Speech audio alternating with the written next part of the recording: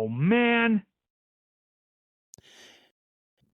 Hey, old man on the mat crew. This is Tony Jones coming at you with another great episode of Old Man on the Mat.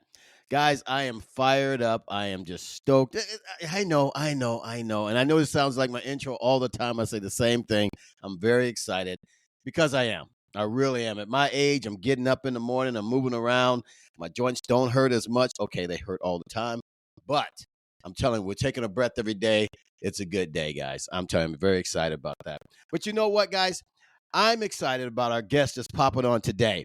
This is a guy I've been trying to get on for a while, but we finally got all the managers and the agents together, and we did all the signing of the documents, and they gave me all the stuff what I can and can't say. And with that, I tell you, this guy, he's one of those famous purple belts out there in Brazilian Jiu-Jitsu. You know the guys that stroll on the mat 30 minutes late and whip everybody in the class and leaves. It's pretty awesome. And let me tell you guys, this guy is also the former owner of the very successful restaurant out there in Waukegan, the Maple. He's an avid photographer. He's got a great photography business. But guys, I am so fired to get you guys to talk to him here, Mr. Vic Diaz. What's going on, big dog? What's up, Tony? Everything, man. Everything. Man, I'm excited, man, because I know, you've been really busy out there. I know you're doing your thing. Photography's taking off like crazy. And to get a chance to talk to you, man, I'm telling you, we're friends and everything, but, this puts you on a different level. I feel kind of privileged to have you on, man, to really sit down with the big purple belt, man. What's that about? I have no idea what you're talking about, Tony. None whatsoever. None whatsoever, man. Well, I would tell you, man, we spent a lot of time on the mat together, but I tell you, I learned so much from you, man. No joke. We razz each other on the mat, but I'm telling you, I learned so much from you, man. The stuff you do, the way you move, and your mindset and why you do certain things. But before we dive off of that cliff, man, how did this all start for you, man? Let's start from the beginning. Where'd you grow up, man? All right. So the very beginning. So I grew up in the city. I grew up in Chicago. I'm originally from Logan Square. So if anybody's familiar with the city, like the Humboldt Park, Logan Square area. Oh, yeah. I moved up to the suburbs probably like in my mid-20s or so. And then now I'm up in Waukegan. But I've been floating around Lake County for the past like 20 years or so, 25 years. And then settled down now in Waukegan. So I've been up here for a little bit, enjoying it. Not too far from the lake and not dealing with all that Chicago traffic anymore. Ain't that a blessing, man? Big time. Yeah. Wow. Now, if I know, which I know, you told me before, you didn't say this recently, but you told me before, you've been in the restaurant industry for like 17 years. Yeah, man. So actually, it's kind of interesting, man. I've been in the restaurant industry like a little bit longer than that, but I say 17 years because that's the time that I've been running businesses. Okay. But my parents started in the restaurant industry when I was probably like 15. So from like 15 to about 19, like I was already cooking, serving, cash register, everything. So I've kind of been in the restaurant industry like all my adult life, but running my own places, the last 17 years, 2007 or so. Wow. Last 16, 17 years. So it's been an interesting time, to be in the restaurant and bar industry. Yeah. When was the best time to be a part of the restaurant industry? Man, you know what? I don't know if there was ever a best time. I'll tell you the worst time though, COVID. Okay. But are we allowed to say that? Like, do Yeah. you get canceled if we mention COVID? Oh, here they come. Here come the helicopters. Yeah. But no, I mean, you know what? I love the restaurant industry. I love the bar industry. It's always nice when you can make something and people appreciate it and they come back and they bring other friends, so it's pretty cool. But yeah, I don't think there's ever been like a best time where I'm like, oh, that era was the best. But worst time for sure, COVID. But we don't need to talk about that right now, man. All right, gotcha. Man. You put those behind you. Yeah, I mean, everybody dealt with it, So it's kind of like some shit that you dealt with, but it's over. Yeah. So. But just on that real quick, was it like, did you have to do anything out of the box to get business in during that crazy time? Yeah. It was interesting because all those third-party apps had just come out. So Mhm. what was that, 2020? So I think they had been out for a year or two already. Might have been longer, but I maybe noticed them maybe like the year or two prior to all that going on, like the shutdowns. Right. So I had just, we had been growing the restaurant. I had started like this whole catering thing, like, off premise. So that kind of expanded the business. And then I wanted to find something else to expand. Yeah. So I started looking at those third party apps. So, DoorDash, Grubhub, Uber Eats. I got on them and I was on there for like 6 or 7 months. And then all this crap happened and we got shut down. But thankfully I was already set up. Um, so that kind of kept us going because people were still ordering out, and we were still kind of throwing food out. And then I think this will kind of lead into our other conversation about why I love jiu-jitsu so much. But Yeah. Yeah. at our gym, like we have like a strong little community, and for those don't know, Carlos and Patty, they're the owners of Lake County Brazilian Jiu-Jitsu. But Patty specifically was very great at spreading the word about the restaurant and getting us catering gigs while we couldn't serve people on premise. Wow. So that really Wow. kept us going. And we talk about this all the time, but that's one of the few reasons. I mean, not few. I'm sorry. There's many reasons. Yeah. One of the many reasons why I love the gym, because it's a tight knit community and you have this support that I really don't feel like you get anywhere else other than there at the gym, and specifically our gym. I think it's a nice thing that Patty and Carlos have going on there. Oh, you're absolutely right, man. I've said that before on other episodes about those guys, man. Like, me looking at Brazilian Jiu-Jitsu for a long time and then end up finding those guys because I never liked Brazilian Jiu-Jitsu. I said it 100 times, and I'm sure you've heard it before, that, a lot of in Brazilian Jiu-Jitsu, a lot of martial arts too, have a lot of dicks in them, and I say Yeah, that. And I ran into a lot of those. And when I found Carlos and Patty, oh my gosh, it was like night and day, man. I just fell in love with that gym, man. They yeah, they, one they hundred have a great percent. environment there, man. That's Yeah, pretty cool. man. And I mean, if we keep that conversation going, like onto Carlos and Patty, like I know this is Yeah. a podcast like us, but I got to give them a lot of credit, man. I've seen them do so many things over the years. People going through divorces, Mm-hmm. personal problems, work problems, and I can't tell you how many times I've been at their house and other people are hanging out there. Yeah. You Oh don't yeah. know what's going on with them, but they're kind of like the people that just take everybody in. They don't care Oh what it yeah. is, Oh yeah. but they're like, you need help, whatever. I've seen people get flat tires and call them like, hey, like I'm stuck down the road. Anyway, you come help me out, and they'll drop everything and go get that person. And Oh yeah. so I appreciate being around people like that. It's hard to find good people. So It really is, man. You're not wrong by any of that. They did the same thing with me, Patty. As you know, when I was going through my divorce, Patty was sending me messages all the time. How you doing? When you coming back? And all that stuff, man. yeah, And I would tell you, she was the reason she was probably one of the biggest reasons I decided to come back, after all that craziness, just because she was so cool, so warming, so welcoming, everything, man. And yeah, when I hundred came percent. back on the mat, no one talked about me and looked at me like I was a quitter. They just welcomed me back. And when she understood and gave me a hug and threw me. So, Yeah, yeah. no, So, that's always nice. I mean, kind of speaking to that, like when people leave and come back, like I'm always so happy to see people coming back. yeah. I get so bummed out when people leave. And people have different reasons for Oh, leaving. absolutely. Absolutely. Sometimes you just can't help it, or what it is, what it is. Right. But when you come back, I'm like, oh man, cool. Like you keep this going. Like, I know when I've taken breaks, I'm like, oh, I'm falling behind. It Yeah. gets hard to, start that momentum again, because Brazilian Jiu-Jitsu it's the gentle art, but Yeah. there's nothing fucking gentle about it, Not man. I one mean, thing. nah. I mean, I love that it's called the gentle art, but you're getting the shit kicked out of you, And, Right. and I don't mean to turn anybody off from Jiu-Jitsu. Like it's not that bad, but Right. uh, Oh, it is but bad. anyway, It is bad. so it can be sometimes. But it's when you lose that momentum and then Yeah. finding that will to come back, and you're gonna get beat up. You got to get your cardio back. You got to start all Mm-hmm. over again. Yeah. I'm like, man, good for you. Like it's gonna suck for the next couple weeks, but then once you get over that, you'll be fine. You'll be And fine. Yeah. I've had to do it a few times, and so yeah, man, no, that's awesome that Patty kept in touch with you and kept that connection going, and then you Yeah. came back and you pushed through that, starting kind of not starting all over, but kind of, it's No, it is starting over. It really is, yeah, because you got to get your head back in the game. You got to, and that's the biggest thing, I think, getting your head back in the game after you take a break.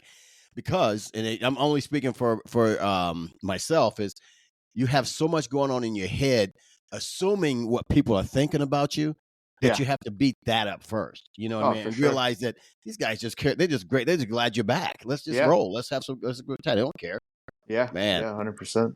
And that's what Carlos and Patty put out there. That's really cool, man. It really is cool, man. Because I tell you, I've known you since I've been there, and Yeah, I always thought you were one of the coolest dudes. And I'm not just blowing sunshine and buttering your nuts or anything like that, man. But seriously, I man. mean, go ahead and butter my nuts, man. I Right. mean, I don't mind.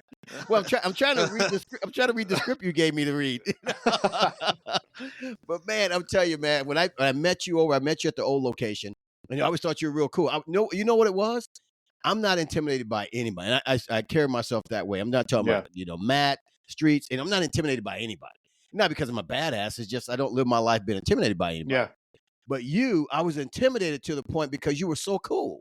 I Oh mean, shit, you were man. laid back. You were so cool, man. You were very welcoming and stuff. And I was like, hey, it wasn't a negative kind of intimidating, but I was like, this guy's got something I want to get. You know what I mean? Yeah, I Man. mean, I've been like, I mean, whenever you meet any of my friends, they're always, that's like the description I always get is like, kind of quiet until I get a few beers in me, and then but very chill, laid back. Yeah. I live a very carefree life. I just That's awesome, try man. not to worry about a lot of shit. I mean, obviously we all have like, our daily stress and Yeah. family, work, all that, but I mean, and then when I get to the gym, that's like the one time where I can just relax, not worry about anything. I'm there with my friends. I'm there to have a good workout. Yeah. No reason to be anything other than chill there. Right. And you have been. I mean, ever since, man. It was just like one of those things, man. I think went to Vegas a couple years ago. And we're all hanging out in Vegas at one of the tournament stuff. You were still just Mr. Cool doing your shit, man. I was like, that's pretty awesome, man. It's a guy I got to get to know. Then we Yeah, start man. doing cigars and bourbons together. That's awesome. That's even better. Yeah, man. That's all you need is just give me some bourbon and I'm happy. Right? You Mr. Cool, man. Yeah. But dude, well, tell me what drew you to martial arts period? Because you did some martial arts before, right? Before Brazilian Jiu-Jitsu, right? Yeah, man. So I don't so like when people ask me about my martial, because that was one of your kind of questions, right? Like what's your Yeah. martial arts background? Yeah. And I'm like, I don't like saying that I did karate, but I did karate. And that's kind of what got me into martial arts. But Yeah. I started doing karate when I was like a teen, and I did it for 5 or 6 years. And I say 5 or 6 years because there was like a period where I was really active, and then I just kind of started dropping off at the end because I started Yeah. getting busy with school, and then just the grind, and you get kind of tired of it. And, Yeah. kind of dropped off from there. But I did karate in my teen years, and I just, after I dropped that, I just always had that itch for the martial arts, and I had that itch to learn something. And then I always kept saying, I'll go back to train karate. I'll go back to train karate, but I never did.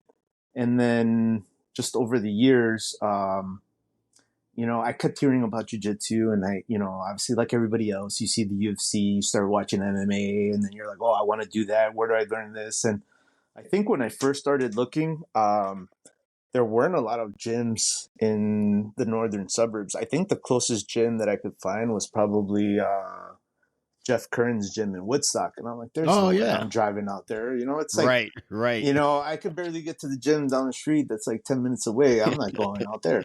Oh yeah. And then I had some friends that were training at Chicago Martial Arts in Deerfield, training jiu-jitsu. And they kept telling me, like, you should do it. You should do it. You should do it. And I'm like, yeah, yeah, yeah, yeah. And then this is now I'm talking about, I'm in like my late 30s. Okay. So 36, 37 or so. And they kept insisting. I'm like, yeah, I want to try it. I want to try it. And I just never did. And then finally one day I'm like, you know what? Time's just going to keep passing. I'm only going to get older. Right. Why not? Yep. Why I'm not? like, what's the worst that can happen? I tried it. I didn't like it. But at least I got that itch out. Right. I Right. scratched that itch and I got out of the way. So started looking for gyms. And then funny enough, Carlos's gym, Lake County, was the only one at the time that had a morning class at 10 a.m.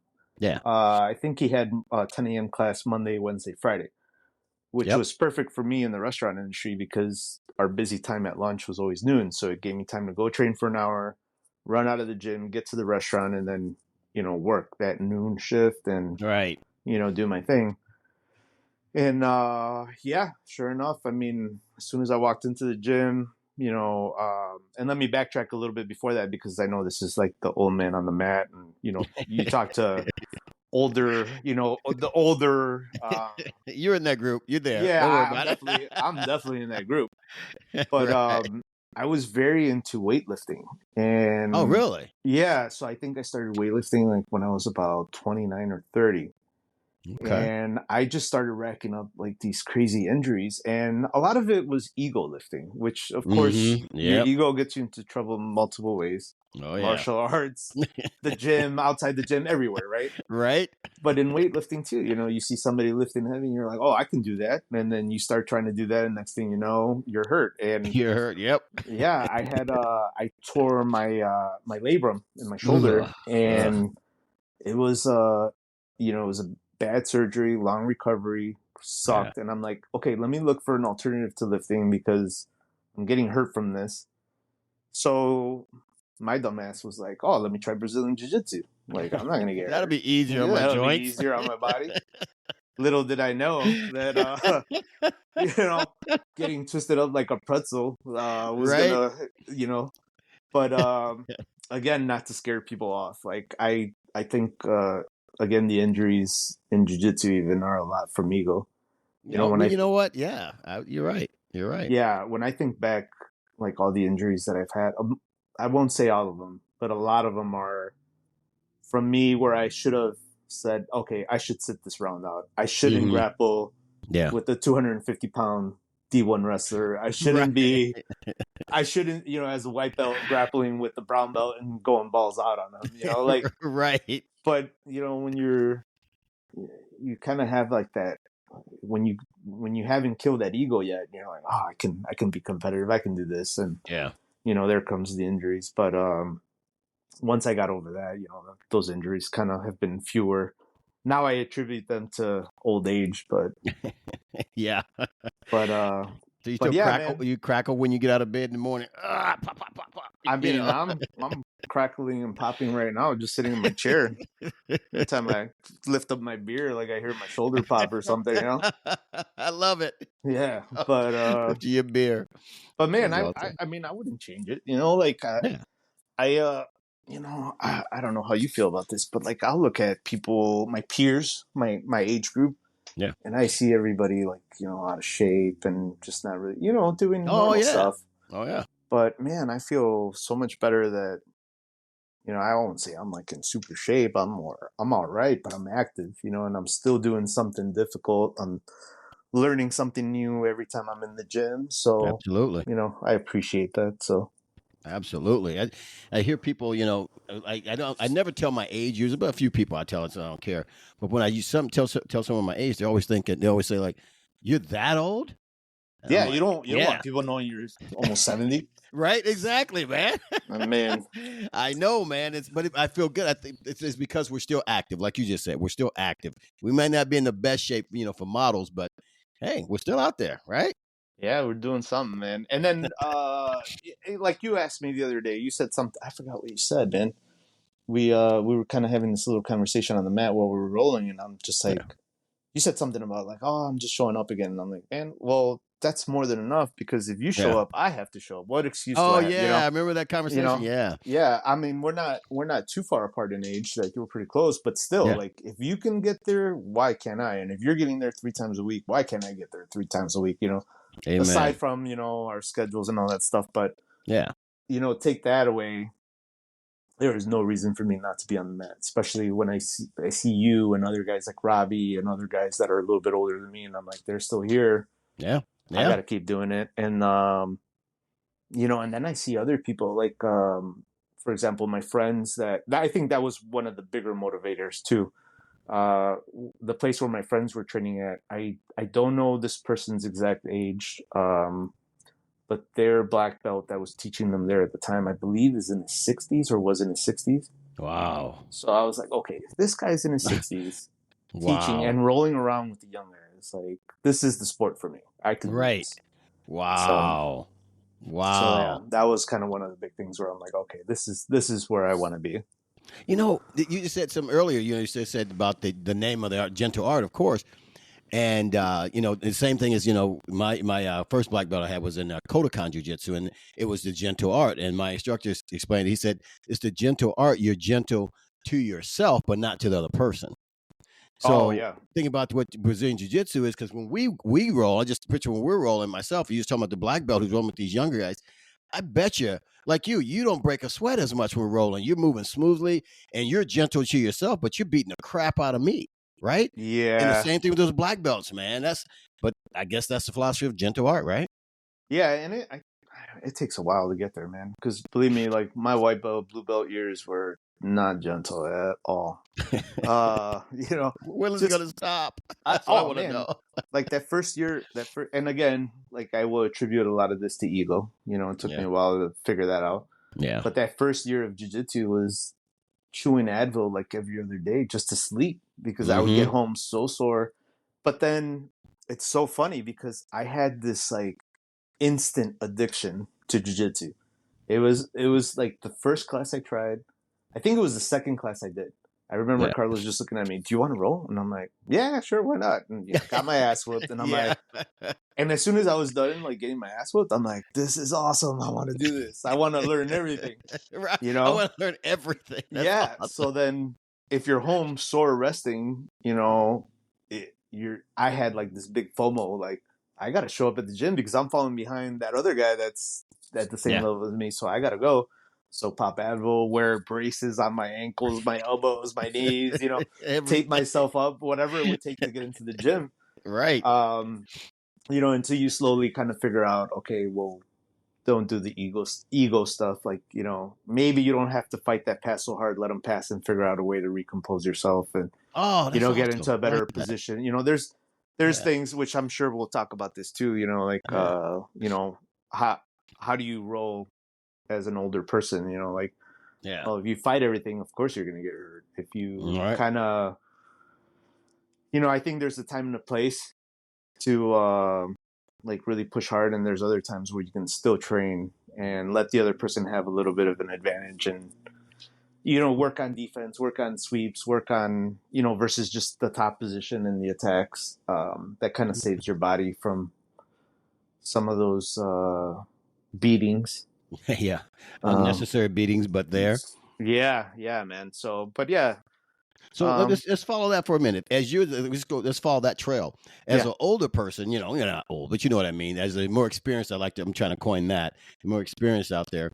Um, how do you roll differently? It's just some of those tips you just gave now, but what's your mindset when you step on the mat? And most of the guys in the gym are younger than us. So yeah. what's your mindset when you step on the mat when you're ready to grab somebody?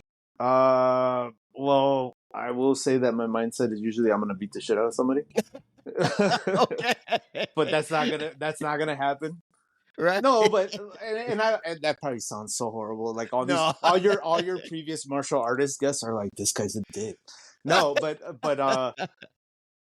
I just have a very competitive mindset. So I'm Yeah. like, I don't want to lose. But if you have that mindset all the time, you're just gonna get hurt. So Yeah. what's changed for me is if I'm rolling with somebody bigger, stronger, younger, Mhm. okay, well, maybe I'm not going to try to take the top position the whole time. Maybe I'm just going to sit there, play a defensive guard, and I'm going to focus on recomposing my guard. You know, for Right. people that aren't familiar with Brazilian Jiu Jitsu, you know, you have the guard, which I think is a little bit different than, for example, karate, which is like striking, kicking. Hmm. There isn't Hmm. really a guard. Like you have blocks and stuff. You have a few sweeps here and there and a couple throws, but it's mainly like just a striking martial art, right? Or in Right. my mind, Right. that's what it is. Exactly. Ju- You're not ju- wrong.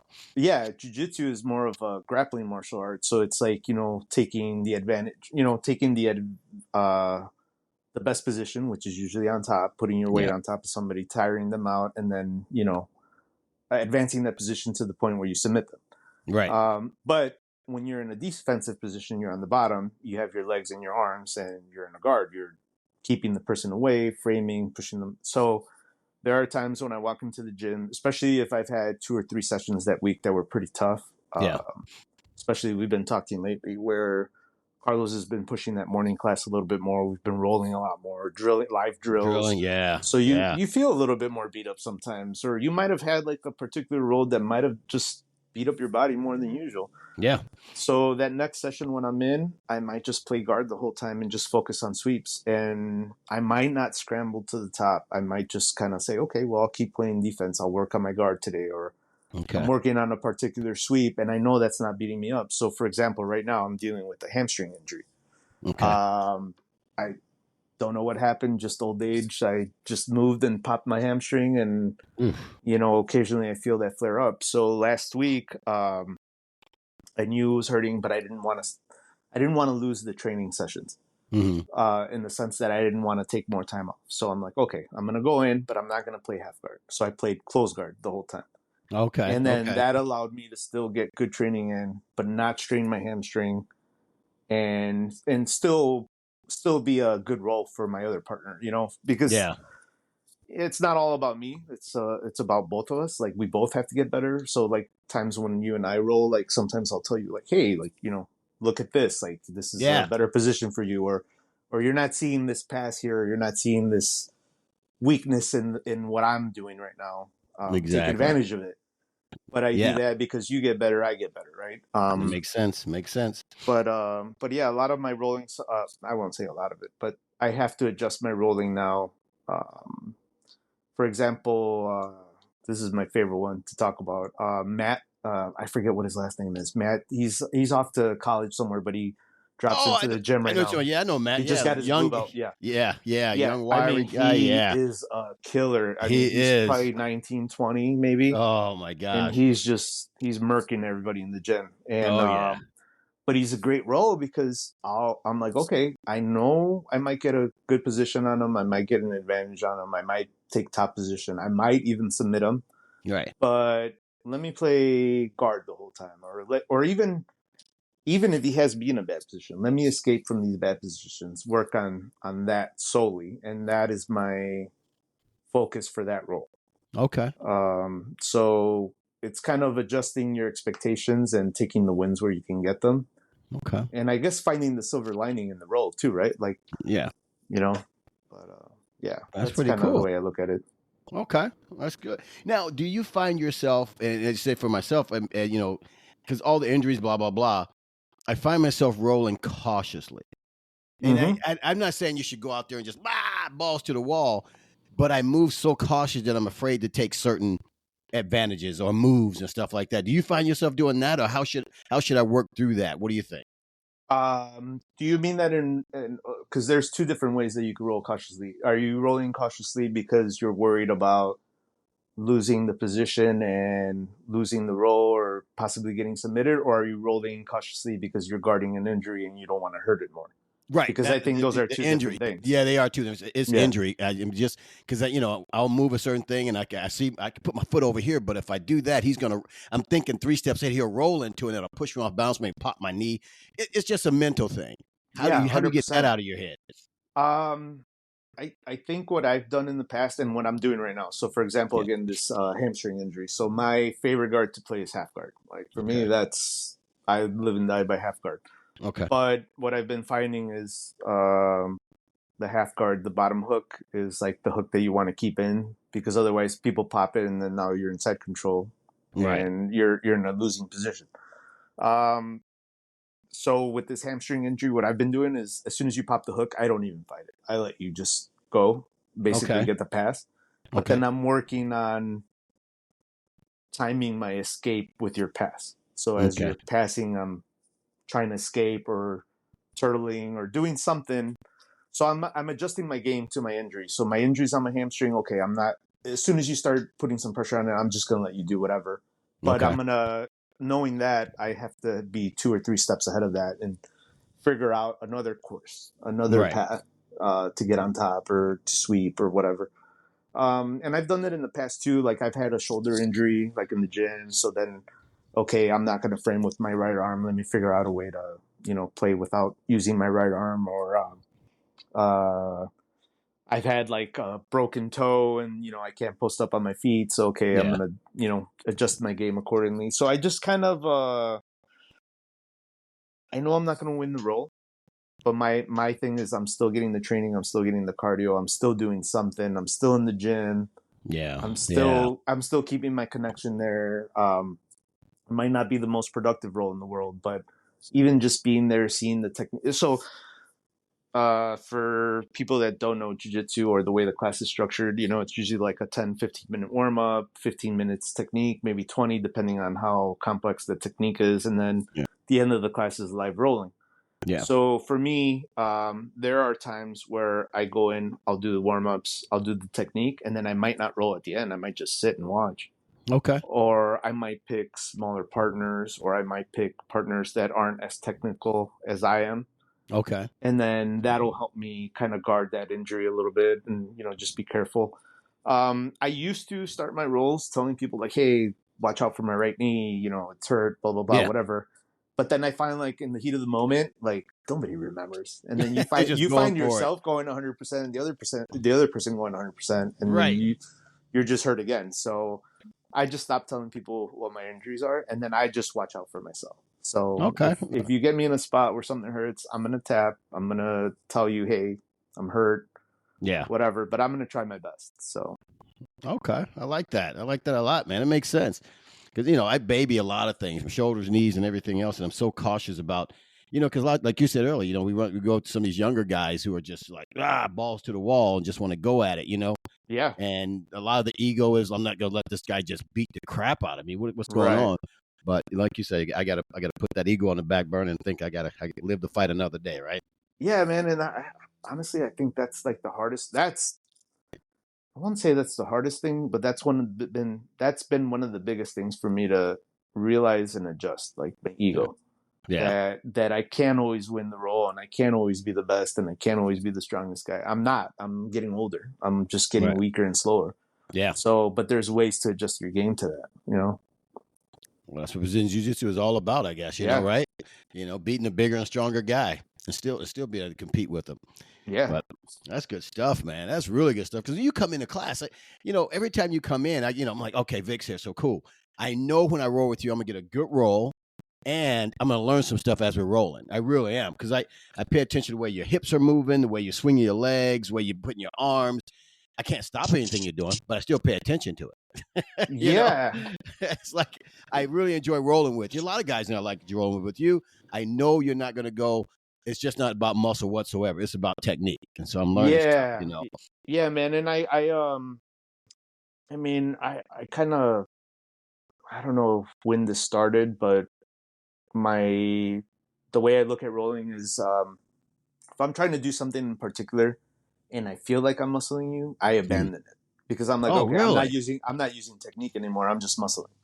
So then I'm like, if I can't do what I want to do with the technique, then either I have to refine that technique or I have to move on to something else. So then that whole like flowy feeling or that feeling of like me floating around, jumping around on you, or just, the timing and the sweeps and all that stuff. It's really just been from me trying to realize like, okay, I'm trying to pull his arm across his body and he's fighting me.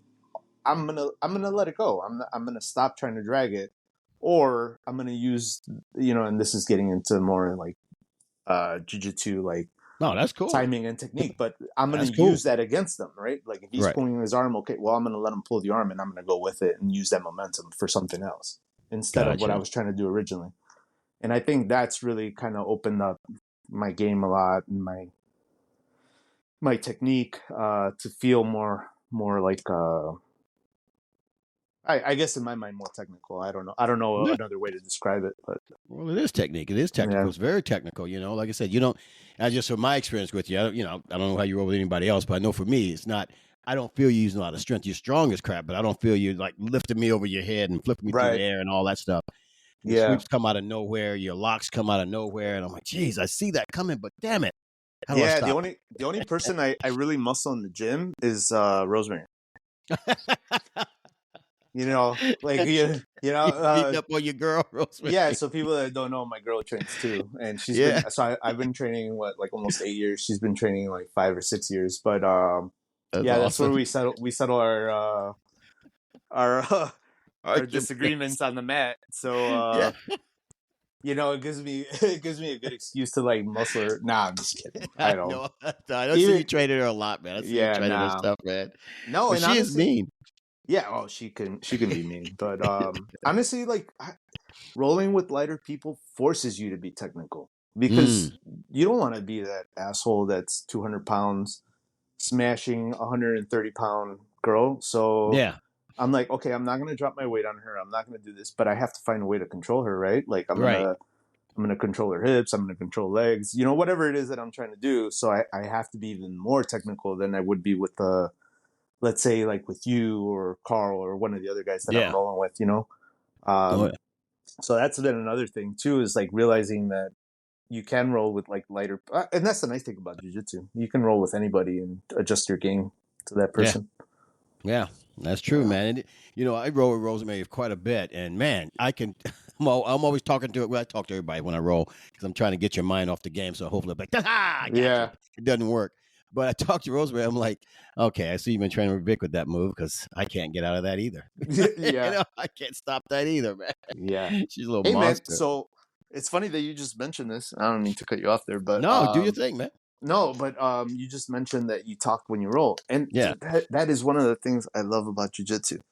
I know you have your background in martial arts and we've talked about this, but when you did martial arts back in the day, it's always like yes sir, no sir, bow Yeah. before you get on the mat, before you get off the mat. Like I Oh yeah. remember my old karate school, if you would show up even like a minute late, you had to sit on your knees, toes out, like not on your toes, Yep. like flat footed, and then Yep. sit there until the instructor was like, all right, you can come in and go change. Oh And yeah. then if you came in and you were walking slow, he would yell at you the whole way to the locker room. So you Oh, had to like, as soon as he called you in, you were running to the locker room, changing as fast as you could and come out, and then wait yep. again until he calls you on. So there was Oh always yeah. that very strict, like respect, very, very, oh, super strict. But jujitsu, I treat it with the same respect, even Yeah. though it's not expected, I think. Oh Because yeah. I think jiu-jitsu is very relaxed. Yeah. But one of Very the things relaxed. I love is rolling and then either talking shit or just having a conversation with people, Yeah. But you can't do that anywhere else other than jiu-jitsu. Like, That's it. because That's it's it, very man. lighthearted. And that's one of the things that attracts me so much to jiu-jitsu is like the camaraderie that you build with somebody. We'll be rolling around and I'll say, not today, Tony, not I know. today. I hear that a lot. Like today's not your day, or I know. or something, or even I'll have a choke Uh, on you and you're sitting there like, nope, mm, nope, nope, yeah. it's not gonna And happen. then I tap. Yeah, As usual. but still, it's like that fun that you have, and Yeah. then that alone is just like one of the big things that keeps me coming back. Oh yeah. I forgot what day I came in. I came in a little late, and then there wasn't any music on. It was like an open mat or something. No music on. Everybody's just rolling, and all I hear is like that heavy breathing. And I'm like, Yeah.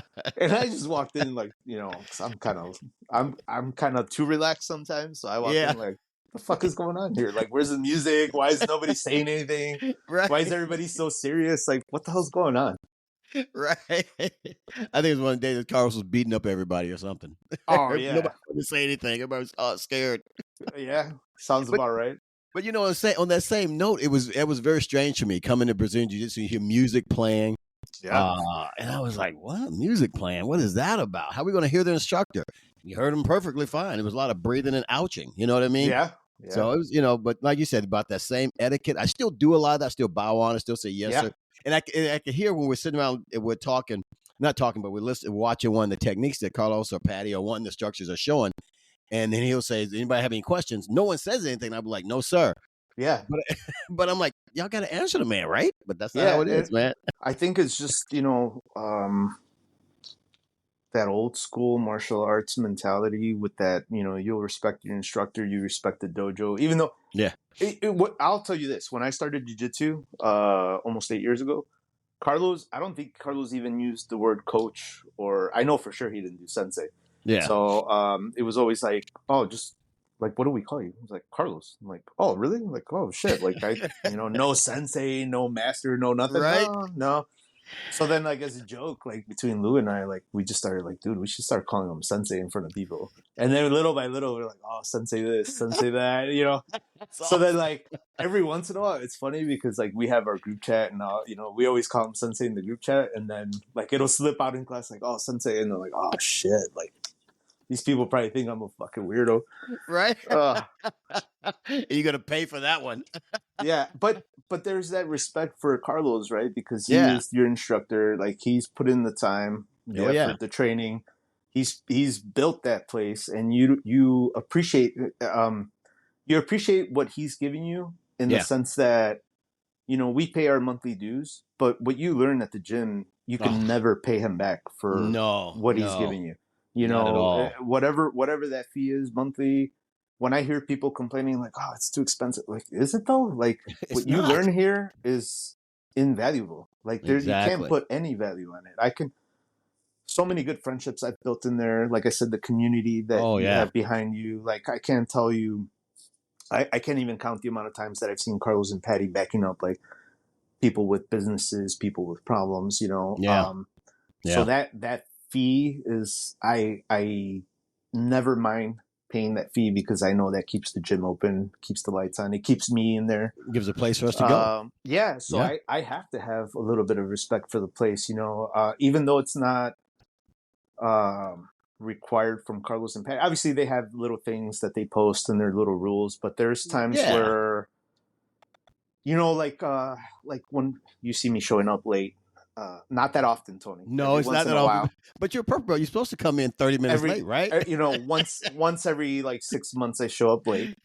Yeah. It might be like once a week, but you know, Carlos never told me like, hey, don't get on the mat until I Yeah. call you on. Like I just did that because I remember my karate days, and I'm like, Oh man, yeah. I'm not gonna run on the mat. Just you know.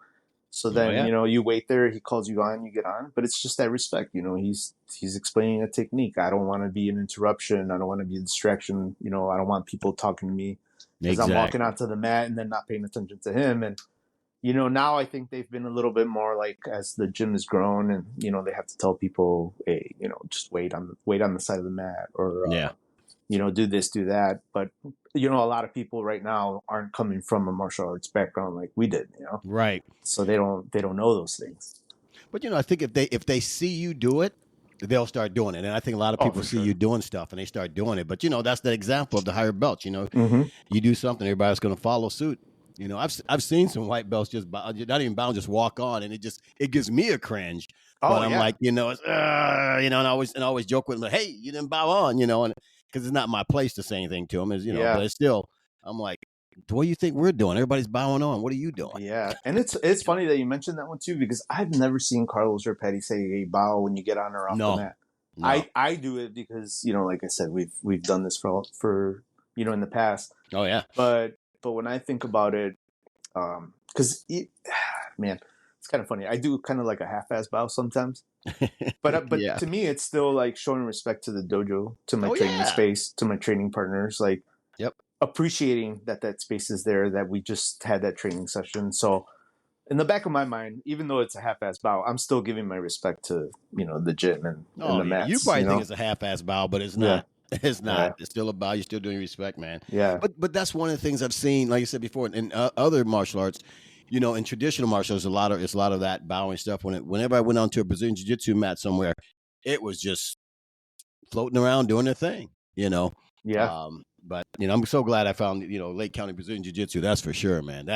Once again, it's not me blowing sunshine up anybody's ass, but I really appreciate those two, what they've done there, and you do it too. You do too, man. You know what they've given to the community, man. It's Oh yeah, crazy. for sure. It's crazy, man. Yeah, man, and it's funny. So I've gone to other gyms where I've seen like different levels Mhm.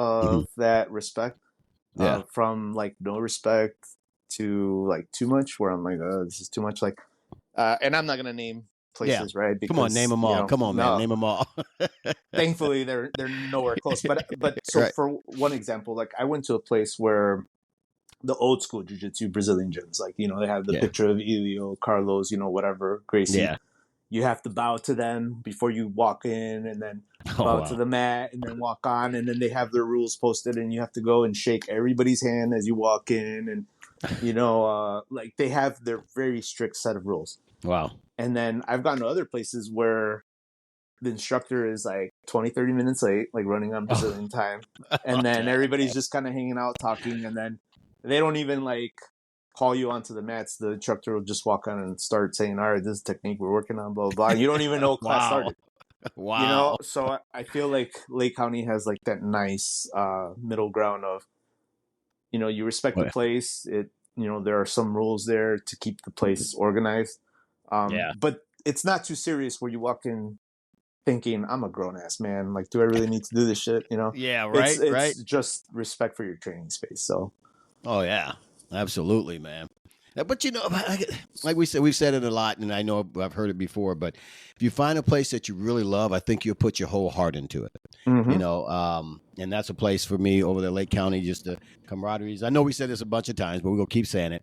Relationships we get over there, and I'm sure other guys out there with their arts do the same thing. They think, I've created some great friends over the years in different martial arts and stuff. But right now, what I'm doing with Brazilian Jiu-Jitsu, the last 6 years I've been there. I stepped out for a while, but came back. Yeah, 6 years though. Yeah, it's all collective, and yeah, I've just fell in love with this place. Probably the best place I've gone to in all my martial arts. Hope my old instructors aren't listening. Well, my original one's dead, so he can't really hear.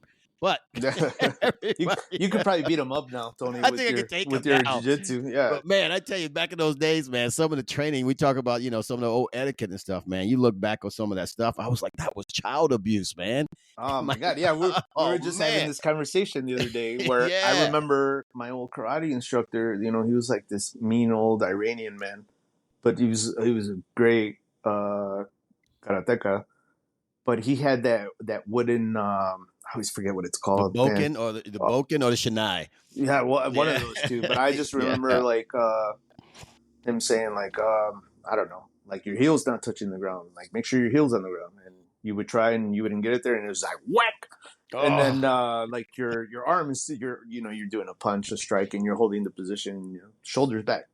And you would put them back, but not far enough, and whack, like and then you straighten out. Sure enough, So, but then again, this is like in the 90s when, things were different. So you look at a kid wrong now, man. You look at him wrong, like, give me some knuckle push-ups. I'm crying. Parents take you out of school and everything else, Yeah. I'm not, I don't even know if I should say this on your podcast, but I've seen, Carlos is a great instructor. He's awesome. Yeah. Like I've been in classes with a bunch of different instructors, but Carlos will always be my favorite.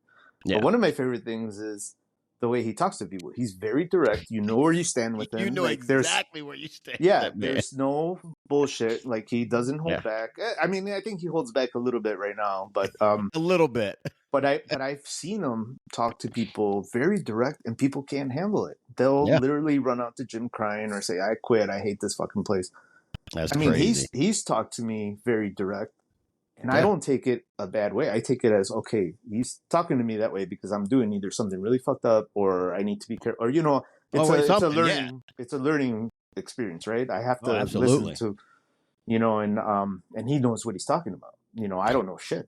Right. But I don't take it as, oh, my feelings are hurt. I don't want to come back here. He hates me, like, blah, blah, blah. Like, I'm coming here for training. Like, if you hate me, but you're still instructing me, I'm coming back, Right, exactly. That's what I'm coming from. I'm paying you for that. Exactly. Yeah. And if it's good instruction, of course I'm coming back. I don't care. Yell at me all you want. Like, if I'm doing something wrong, and the things I've seen them yell at people for are usually people being really dumb in the gym. Doing dumb shit, yeah. Yeah, that they should not be doing. And some people just can't handle that. And you see them leave the gym and you're like, fuck, if you can't handle that here, how are you going to handle real life, Right. When you really have to deal with the hard experience. This is just an instructor correcting you, and you're over here crying about it. Good luck, man. Yeah. How do you act at your job out there? Right. That's crazy. And they care. He's doing it because he cares, right? Yeah. I remember this was probably over a year ago, and it was an open mat Friday or something like that. Whatever it was, I know Carlos was there, and we walk in. And it's this new guy. He's not new. I've never seen him there, and I think he came from another gym. But this kid, I mean, he was jacked. I call everybody a kid, but this guy was jacked. I mean, just jacked. He had no gi on, whatever. So, and I had my gi on. So we're going to start. So I'll roll because I'll roll with anybody. You know, I don't care if I get tapped, whatever. This guy, man, he was doing some of the craziest stuff to me, but I was keeping up with it. But one thing he did to me, and I was like, whatever. I don't take it personally. I'm belly down and I'm trying to scrunch up to my knees. And he's taking it both his hands and just smushing my face into the mat, the back of my head. Jesus, and he's like jacking it. He's not just pushing with his weight. He's like pounding my head to the wall. I'm like, what? But anyway, I'm like, whatever. I finished it. We finished up the round, whatever. I still shake his hand, whatever. And Carlos saw that. Carlos stopped what he was doing. He says, I'll roll with you. He grabbed that guy. Those are always the best. Those are the best. He beat the snot out of that guy. And Carlos didn't even say one word to him. He just, all I saw was that guy tapping. And Carlos wasn't letting him up on jack. And I was like, that's the guy. I have seen him do that, and I've personally experienced that from Carlos. Oh, yeah. Yeah. So my dumbass, I think I was a white belt still. I would... rolling with Carlos. It was the morning class. There were less of us in there, so he would jump in and roll with us. Yeah. I didn't know what the fuck I was doing, or I thought I knew what I was doing. But anyway, one day he had my arm across my face, and I was fighting so hard to get my arm out. It slipped, and I jacked him in the jaw. Afterwards, he told me, he's like, I thought you broke my jaw or something. Holy cow. And but right after that, he was like, all right, let's go. And he just proceeded to beat the shit out of me. Fucking knee on my chest, knee on belly, whatever. And I knew it was coming too. I was like, oh shit. I just hit him in the face. I'm like, fuck. And he's like, let's go. I'm like, fuck. Whatever. But again, like, all right, I fucked up. Like, I know what's coming. Like, I'm gonna take it. It is what it is. The price. That's right. Yeah. And I've seen other people go through that, and they're just like, I quit. I can't come back here. I'm like, dude, come on, man. Come on, man. He didn't beat you to death. No. What do you say? But did you die? Right. Right. Oh yeah, that man. But that shows a lot. He cares about his students, man. I'm telling you, man. Oh man, that's awesome, dude.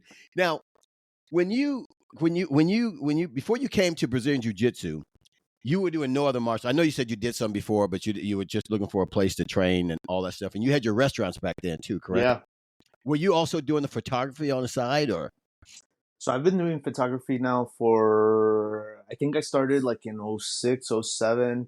So my first experience with photography was like in college with a film camera. Okay.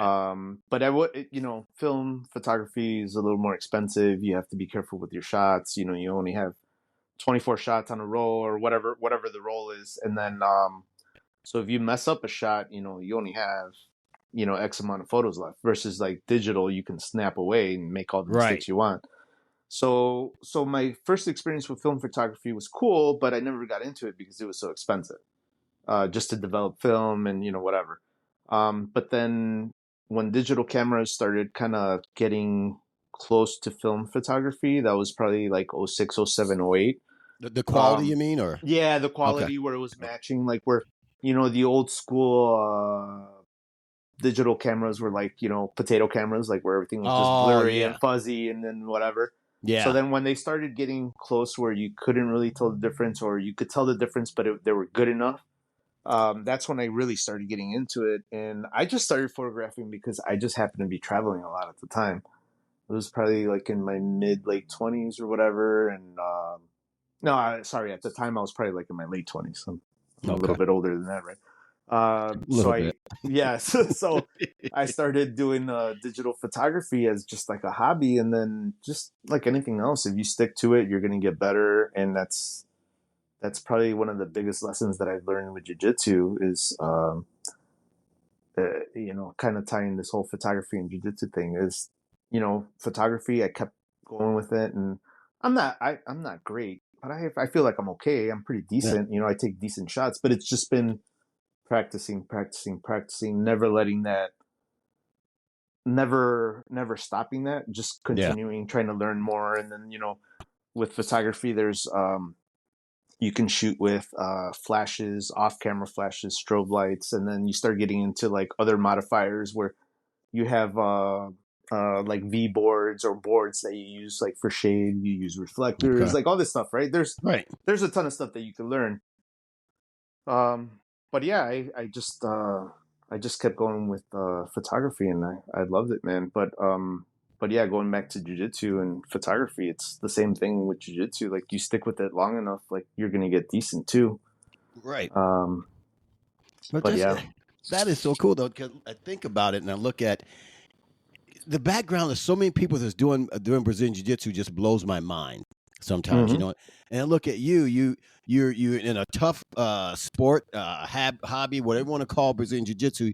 You're doing that aggressively, and then you're doing something so, and it sounds crazy, something so uh, gentle as photography. So artsy fartsy, like I'm one of those Yeah, artsy that's it. fartsy dudes. Yeah, Yeah, that's it. I know that's what you wanted to I say, wanted to but say it, but yeah, I don't want to pay for yeah, that later. yeah. That's pretty cool, man. Yeah, That no, I just in high school I took art classes like all 4 years. That was my elective. Like I used to love drawing. I still do like drawing and painting, but do you really? yeah, nothing that I like to share, but it's just for Okay. me, like as a hobby, as a pastime, like not that I have a lot of free time, but every once in a while I'm like, okay, let me sit down and paint, and then I'll paint Yeah. something, and it's like very satisfying.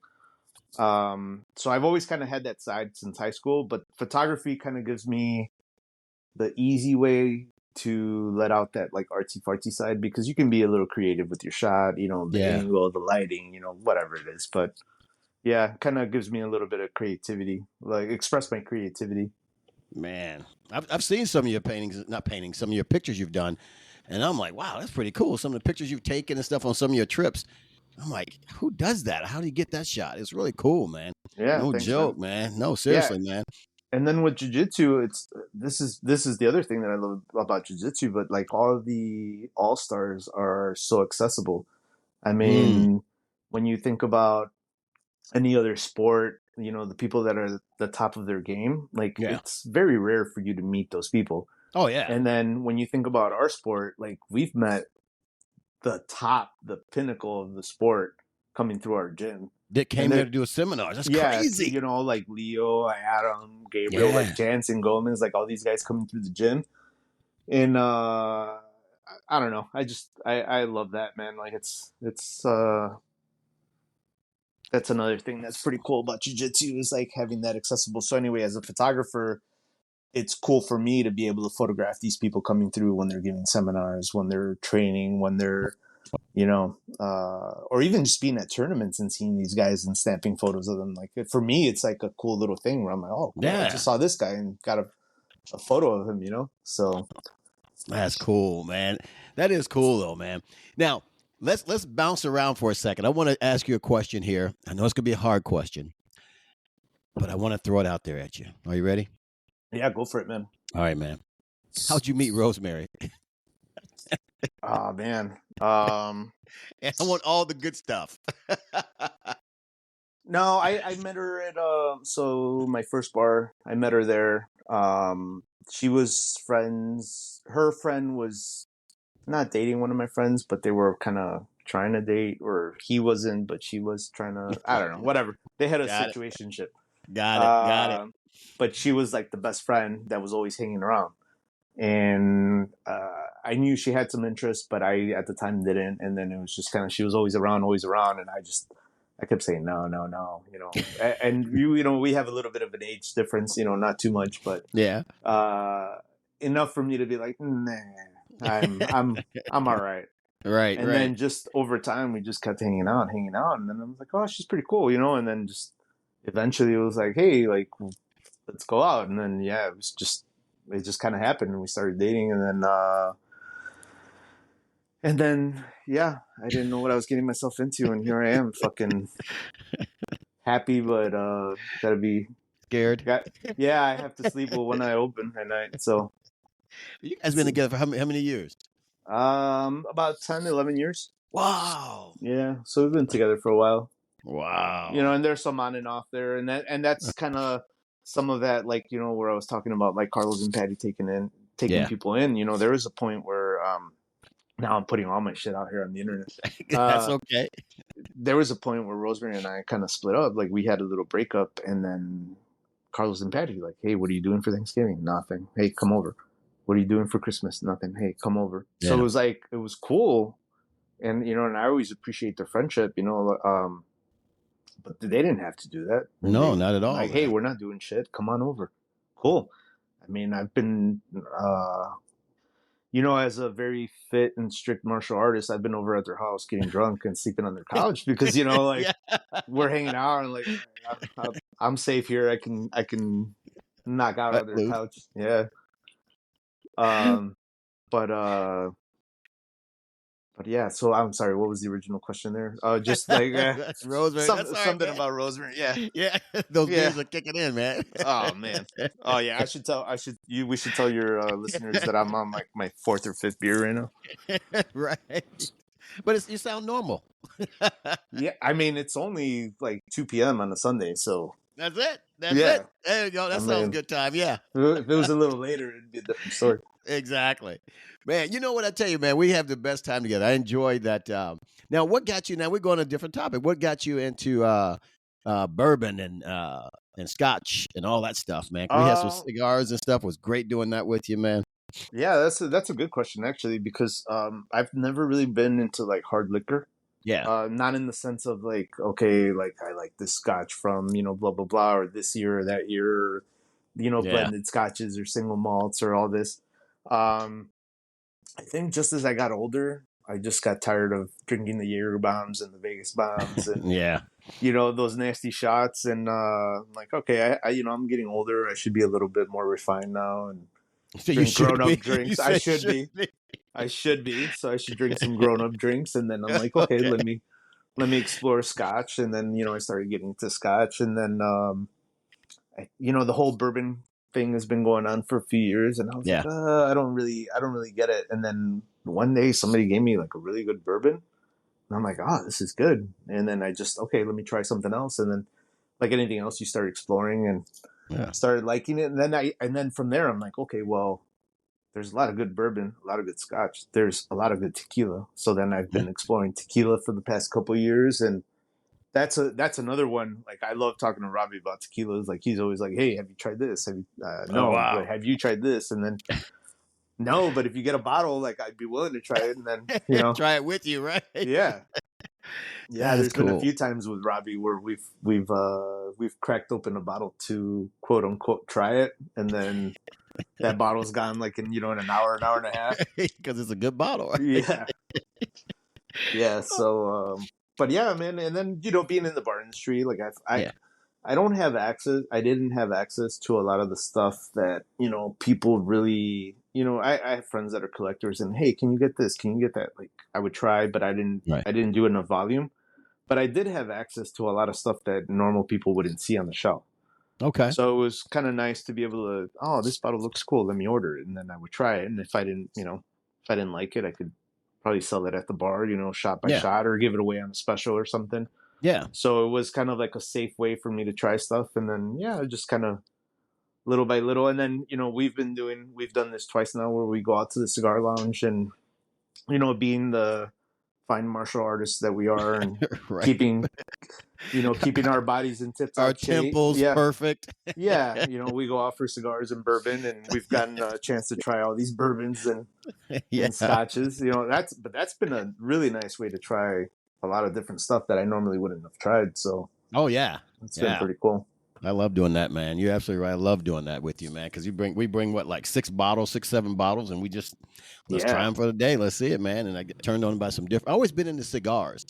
Yeah. But everyone has their go-to one. But going over to that cigar lounge, which we tried different ones. Man, you turned me on to a couple different ones that I'm putting in my regular rotation. Yeah, man. We should plug that place, Cuban Experience in Waukegan. Oh yeah. For people that don't know Waukegan is like a battle zone. But if you make it through the battle zone to the cigar lounge, it's pretty calm in there.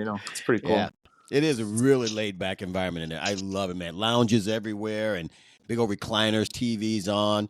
It's quiet. I love it, man. I love it. Yeah, I mean, it's one of those places where you can sit there and fall asleep easily, and nobody's going to bother you or look at you twice for knocking out on one of those couches. I've seen a couple guys doing that. I don't think they were just tired. Yeah. Man, but I do miss going over to your restaurant, man. I'm telling you, I miss going over to the Maple, man. That was just a great environment before you sold it and stuff. I'm like, when you said you sold it, a little piece of me died. A little. Yeah, it was a great place. It was cool to experiment with like a different I won't say like really different food, but it was like an upscale bar Yeah, menu. So it it was was, kind of man. Yep. cool. And then I'll plug this person too. So Joel Gilbert, he used to train at our gym. He's a chef. He's been all over the city, and he opened up his restaurant in Lake Zurich. Okay. North Point Kitchen, amazing place if you get a chance to go. Yeah. His cooking is amazing. But anyway, he set up my menu, did all the training for our staff, and Oh, really? yeah, so that's how I ended up having that really nice menu. But Yeah. again, these are the connections that you make through jiu-jitsu. Like you never know who you're going to meet through Yeah. jiu-jitsu. I mean, there's all walks of life in there. So that That's was pretty true, man. awesome. That's true, man. Everybody in there, man. We got to go to his restaurant, man, and get some Yeah, drinks over there one night, absolutely. man. We should. He has a really awesome drink menu. He's right off the lake, so he's got like an outdoor patio right on the water. Oh, I've been meaning to man. go out there. I know Carlos and Patty have gone, and they say that it's really great. So Oh, that'd be cool. whenever you're ready, man, let me I'm know. always ready to go drinking. Go meditating. Yeah. Yeah.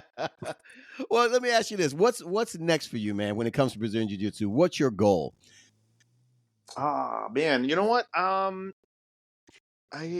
don't know. I do have like little goals in my mind. Obviously, Yeah. survive. That's like the Okay. biggest goal. Is Number just one. survive as long as I can. Right. Right.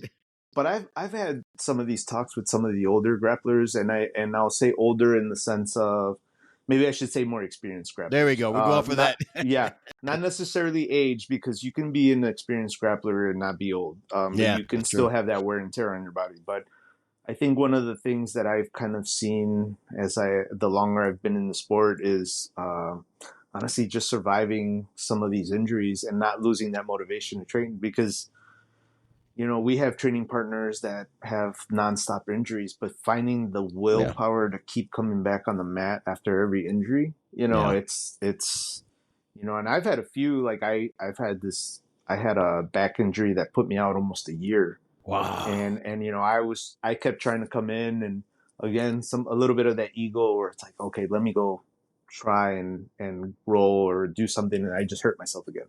Yeah. Instead Yeah. of taking the 3 or 4 months off and then being okay with that time off to recuperate. But anyway, just Yeah. surviving some of these injuries, um, learning how not to roll too crazy, and just stay on the mat. So I think that's, if anything, if I had a goal that's encompasses like my thoughts on jiu-jitsu right now, it's really just stay on the mats as long as I can.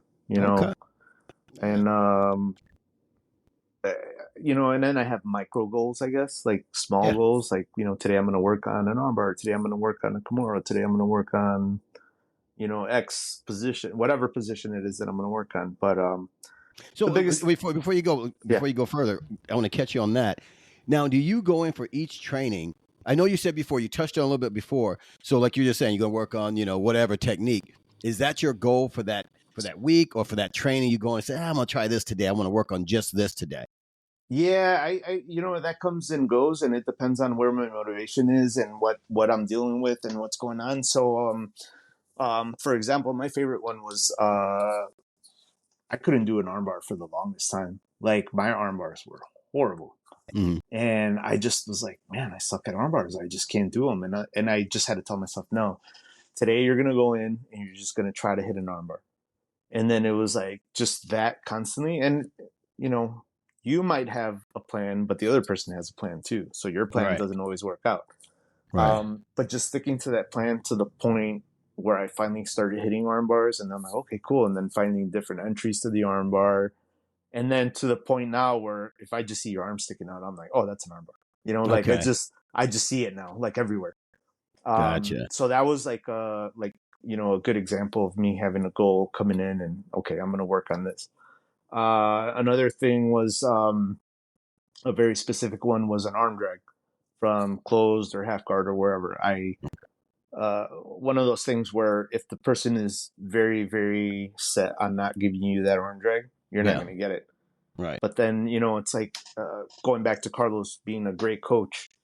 Like, hey, Carlos, like I've been working on this arm drag. This is what I'm doing. I can't get it. And it's like, oh, okay, well, why don't you try instead of pulling him, why don't you pull yourself up and then do this? And that gives you enough to explore.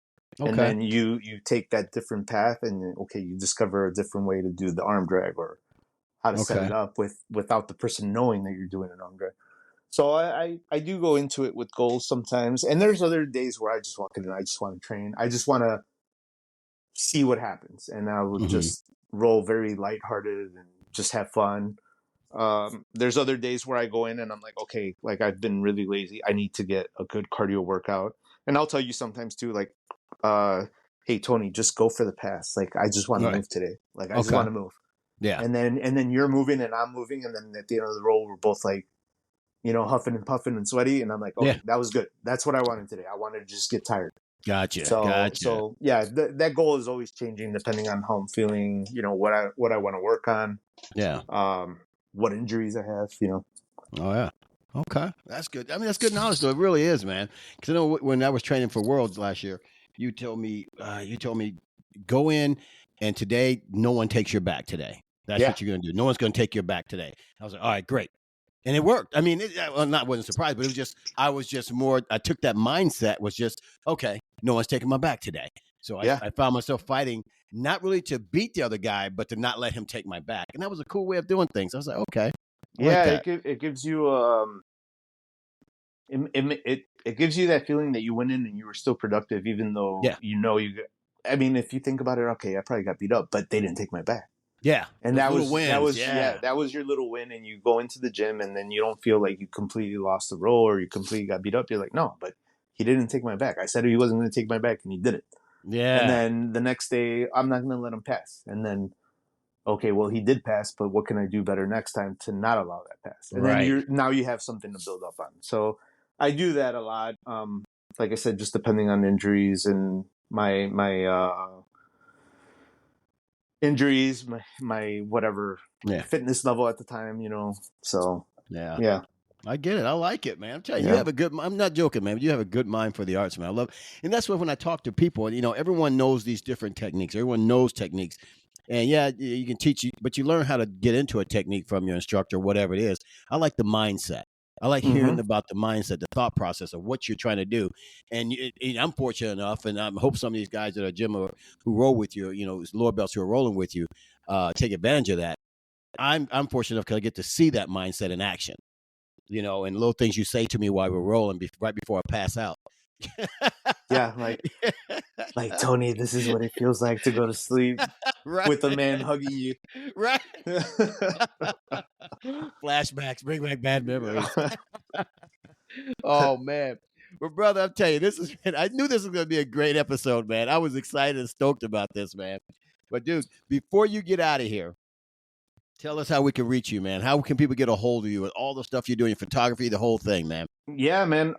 So my website is vicdiaz.com, and then my Instagram handle is vic.unlmtd. So Vic Unlimited without the whatever's missing in there. You'll find me. That's right. And then on Facebook I'm Vic Diaz Photography. So mainly my website and my Instagram are like the best ways. And then yeah, that's Man. the new gig right now, the photography gig. Man, that's gonna be huge, man. I'm telling you, man. I already signed up to hire you to do some pictures for me, man. And I promise Yeah, you, man. they won't be my boudoir pictures. Man, I mean, I don't want to let people know that I've ever seen you in your underwear, but I Right, mean, I think the whole world should see it now. right. No one needs to throw up as that fast, right? But man, I appreciate you taking the time out of your day, dude. I know you're busy, and I'm serious, man. I know you are, and I really, really appreciate you doing this, brother. So we, as I Yeah, of always say, course. we gotta do a part two as you get further down the road. I want people to know more about your photography. I want to know more about your mindset as you go up through the ranks of Brazilian Jiu-Jitsu, which is going to be fast, of course. But man, I appreciate you, my brother. We'll talk to you soon. Yeah, absolutely, man. Thanks for having me on, man. And I hope we don't get you canceled or make all your listeners run away. That's okay if they're running. They're weak. They're All weak. All right, brother. Talk to you soon, right. man. All right, See ya. bye.